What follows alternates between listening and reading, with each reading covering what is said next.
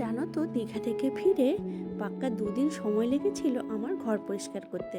আসলে যেদিন আমরা আসি সেই দিনই রাত্রেবেলা ঝড় হয়েছিল, আর তাতে খুব বাতাসে খুব নোংরা হয়ে গেছিল। সেই জন্য রবিবার দিন দুপুরে আমি ভাবছিলাম যাতে সহজে কিছু রান্না করা যায়, ওই জন্য বানিয়েছিলাম চিকেন ডাক বাংলো। প্রথমেই আমি চিকেনটাকে ম্যারিনেট করে নিয়েছিলাম জল ঝরানো টক দই, নুন, হলুদ, জিরে গুঁড়ো, ধনে গুঁড়ো, গোলমরিচ গুঁড়ো আর আদা রসুনের পেস্ট। এর সঙ্গে চাইলে তুমি লঙ্কার গুঁড়ো দিতে পারো। তারপর ম্যারিনেট করে রেস্টে রেখে দিয়েছিলাম। এরপরে এগ বয়লারে 4টে ডিম নিয়ে সেদ্ধ করতে দিয়েছিলাম, কারণ এটা রাত্রের জন্যও রেখে দেবো ভেবে, সেজন্যই দিয়েছিলাম। যাক, তারপরে কড়াইতে তেল দিয়ে নুন আর হলুদ দিয়ে আলুগুলো ভেজে নিয়েছিলাম। আলুগুলো ভাজার পরে যে তেলটা ছিল তার সঙ্গে অল্প একটু ঘি আর তেজপাতা দিয়ে পেঁয়াজগুলো দিয়ে দিয়েছিলাম। তোমরা চাইলে অবশ্যই এখানে কিছু গোটা গরম মশলা ব্যবহার করতে পারো। এরপর নুন আর টমেটো কুচি দিয়ে বেশ কিছুক্ষণ কষিয়ে নিতে হবে।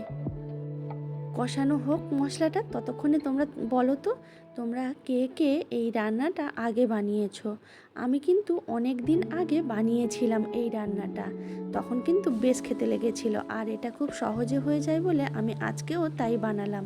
যাক, মশলাটা কষানোর পরে চিকেনটা আরও কষিয়ে নিয়েছিলাম, তারপর ডিম আর কাঁচা লঙ্কাটা দিয়ে দিয়েছিলাম, আর শেষে অল্প একটু গরম মশলা দিয়ে নামিয়ে নিয়েছিলাম। আর সেদিন বিশেষ কিছু রান্না করিনি, ডাল সেদ্ধ, বড়ি ভাজা, একটু স্যালাড আর এই চিকেনের তরকারিটা।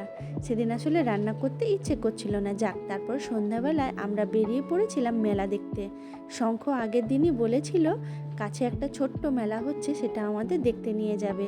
যদিও এটা গ্রাম্য মেলা আর বাসন্তী পুজো উপলক্ষে বসেছিল, সেখানে খুব কমই দোকান বসেছিল, তাও আমরা ঘুরে ঘুরে খুব মজা করেছি। আর মেলায় এই খেলনাটা বসেছিল বাচ্চাদের জন্য, তো ওটা খেলেছিল, আর আমরা তারপরে একটু এই কুলফিটা খেয়ে নিয়েছিলাম। তারপর খেয়েছিলাম একটু পাপড়ি চাট, যেটা আমার বেশ ভালো লেগেছিল। তারপর বাড়ি আসার সময় একটু জিলেপি আর গজা নিয়ে বাড়ি ফিরেছিলাম। মেয়ে একটু কোলাও খেয়েছিল। যাক, ভিডিওগুলো কেমন লাগছে অবশ্যই জানিও। টাটা।